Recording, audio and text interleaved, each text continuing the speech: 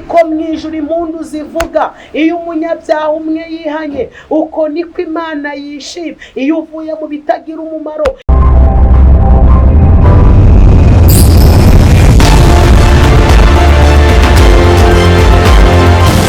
Amen. Nakire neza ijambo ry'Imana. Iri jambo Imana niyo irimpaye, kandi iri jambo ndifuza ko ryagirira umumaro umuntu wese uzaryumva. Iyi ni inkuru ndende, n'abana b'abahungu babiri bavukanaga, hanyuma umutoya ahamagara se aramubwira ngo papa, ndashaka umugabane w'ibintu byanjye. Tugiye kuganira ku ijambo rivuze ngo guha agaciro, isano dufitanye n'Imana. Bakundwa, byo byonyine kuba twitwa abana b'Imana, mureke tubiha agaciro. Turashimira Imana yemeye kutwita abana bayo, nta kiguzi nta kidusabye uretse ubuntu bwayo. Ntiyigeze itubaza imyaka, ntiyigeze itubaza uburebure, ntabwo yatubajije amoko, ahubwo ubuntu bwayo n'imbabazi zayo nibyo byatumye twitwa abana b'Imana. Hanyuma ndagira ngo tugane ku ijambo rivuze ngo guha agaciro, isano dufitanye n'Imana. Kumenya agaciro k'isano dufitanye n'Imana. Aba ni abana babiri b'abahungu babyawe n'umugabo umwe, hanyuma umwana mutoya w'umuhererezi, niko Bibiliya ivuga, asaba se ibye. Bibiliya ivuga ngo se arabimwemerera. Umwana aragenda arasayisha ibintu bye arabimara, bigera igihe asigara imbokoboko, asigara nta kintu, ahita aja gushaka akazi. Bibiliya ivuga ngo aja gushaka akazi ko kuragira ingurube. Iyo umuntu avuye ku Mana, hari aho Bibiliya yavuze ngo aba umuyuko. Iyo umuntu avuye ku Mana, iby'Imana ntabwo babisahuranwa. Iby'Imana umuntu abirya yitonze. Iby'Imana umuntu arategereza, biza buhoro buhoro. Ndagira ngo mbatangarize ko Imana ni isoko idakama, kandi ni isoko ituzura hirya. Imana igihe cyose Imana yitwa Imana. Ntabwo dukwiye kumera nk'abari gusahuranwa ku Mana. Iby'Imana biza buhoro. Uje ureba igihe wavukiye, iby'Imana yagutungishije utazi kurya, kugeza ubwo maze kumenya kurya. Reba imyambaro wambara, reba ibiryo urya.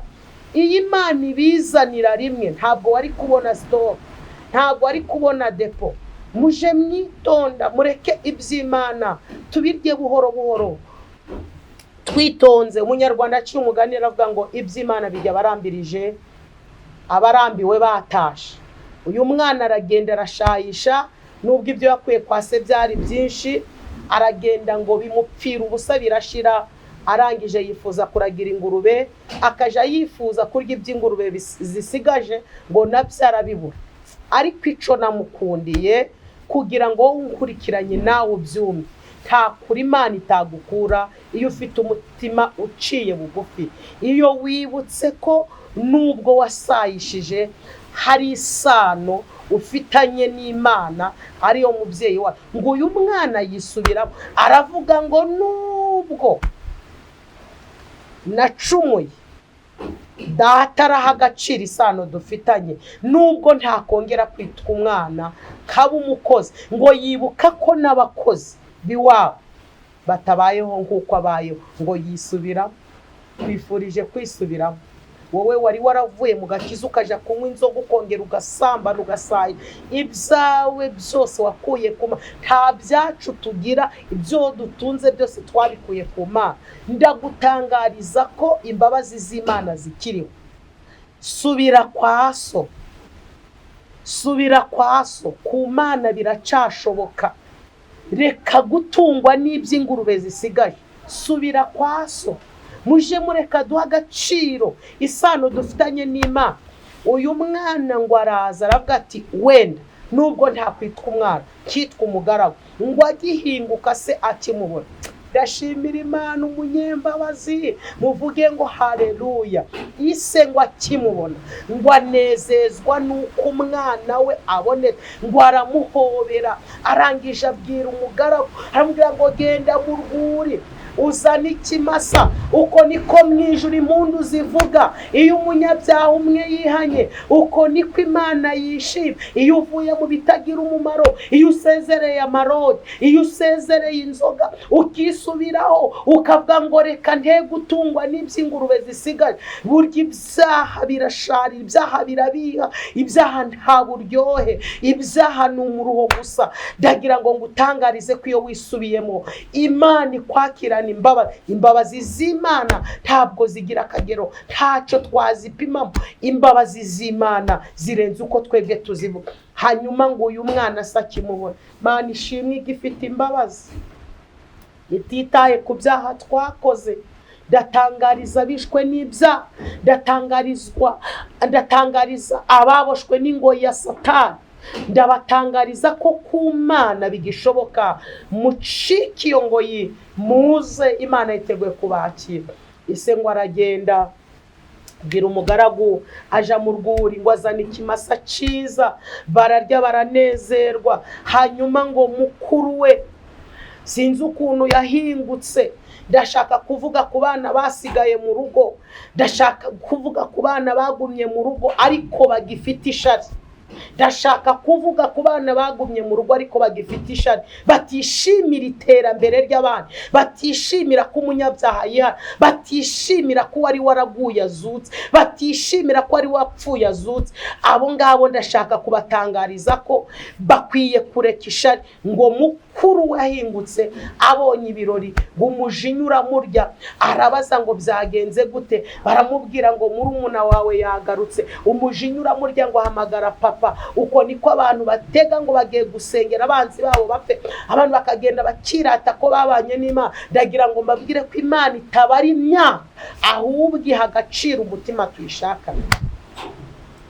Hanyuma umwana ngo abwira se n'uburakari ati papa, kubera iki ngewe nitondeye amategeko, abo turabafite bagumye mu rugo ariko buzuye ishari, batishimira ko bagenzi babo babyuka, batishimira kubona bagenzi babo bagarutse muri korali.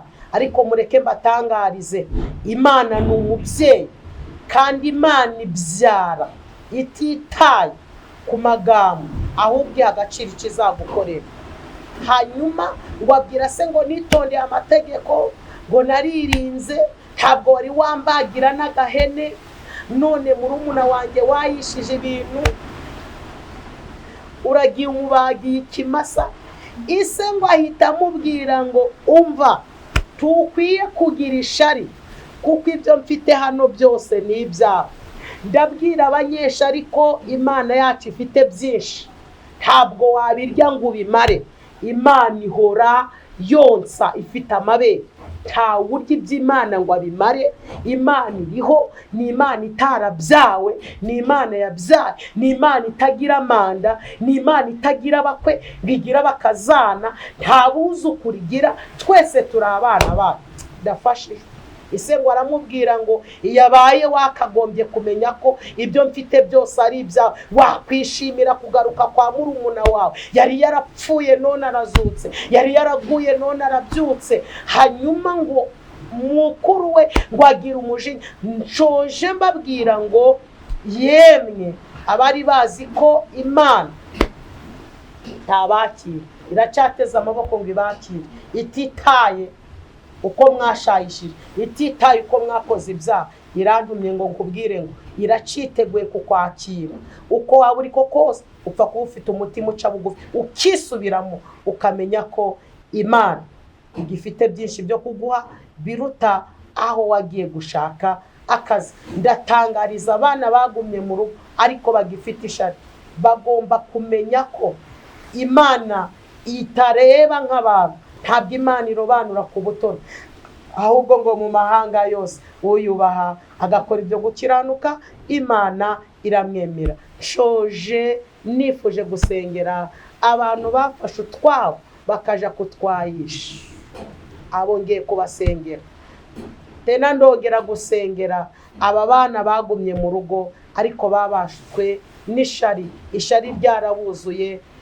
Ndabatangariza ko Imana ntumye ngo irashaka ko baha agaciro isano bafitanye n'Imana. Turagushimiye Mana, ni wowe ugarura abana babaye ibirara ukabateramwo umutima wo kwibuka.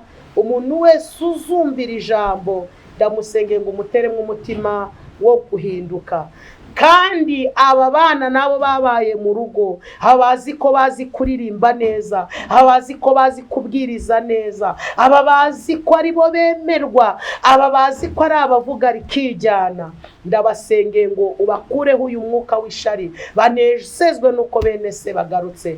Urakoze Mana, tugushime kwerekeje ijambo ryawe kandi kuzarisohoza dodetayveni